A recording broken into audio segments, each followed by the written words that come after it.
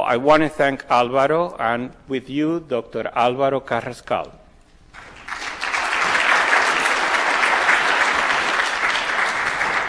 Good morning. Before Humberto came here, he told me there in no uncertain terms, be brief.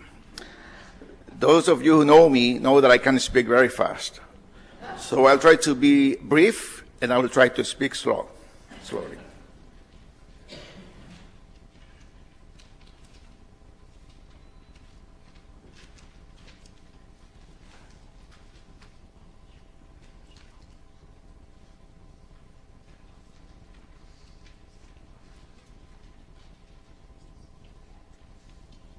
It's happening here.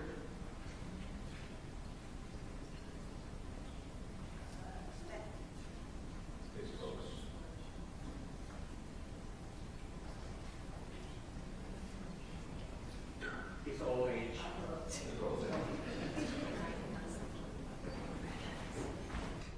Now, he's technologically savvy, which is why I left him up here by himself.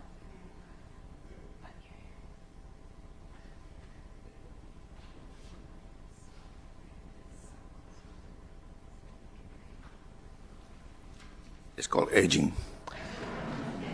So let me give you a little bit of a state perspective on this issue. It's always difficult to follow Monica Sweeney, but I will try to address some issues that were presented by her and others that were not addressed.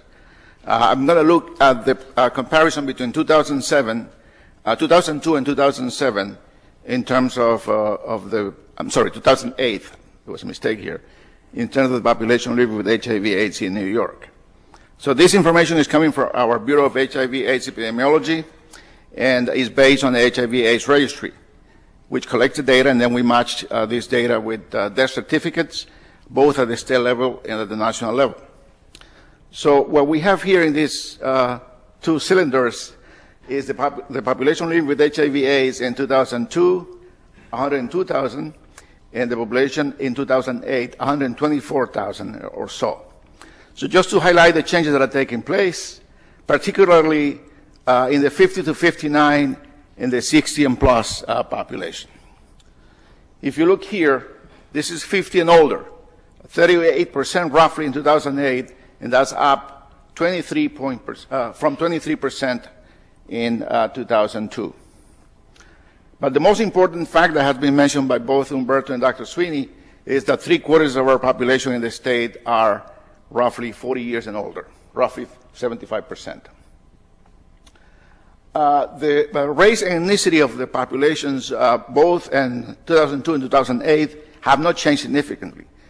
We have blacks in blue, Hispanic in red, and white in yellow, and proportionally they look the same in those 2 years.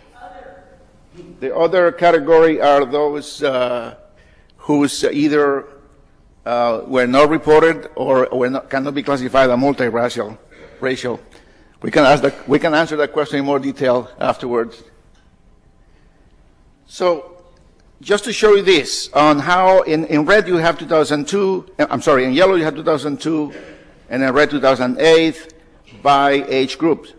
And the point that I want to make here is that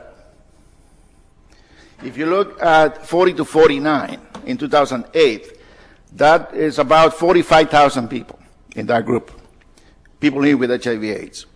That group in 2008 is far larger than all the younger groups from there together. And that group is going to feed the growth of the aging population in the years to come. Because in 10 years, that group is going to be 50 to 59, and 20 years, that group is going to be 60 and plus.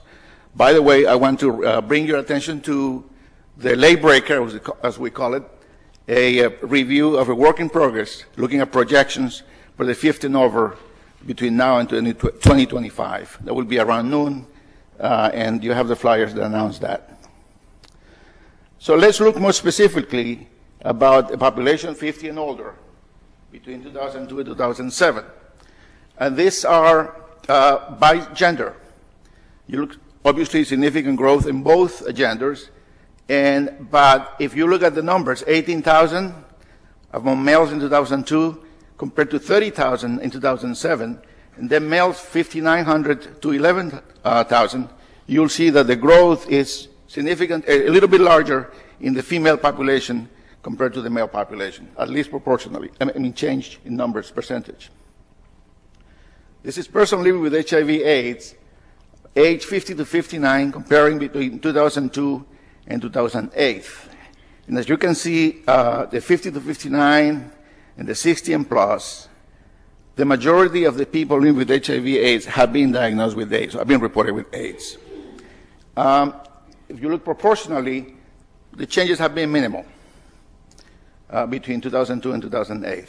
The point that I want to highlight here, and Monica mentioned this briefly, is that the level of immunosuppression that took place in these people's bodies means that this group will be more susceptible to develop chronic diseases and cancers in later years. So I think we need to take that into consideration because it's what we're seeing today and we might be seeing down the road. As the clinical evidence suggests, earlier treatment might have a protective effect on development of chronic diseases and cancers down the road.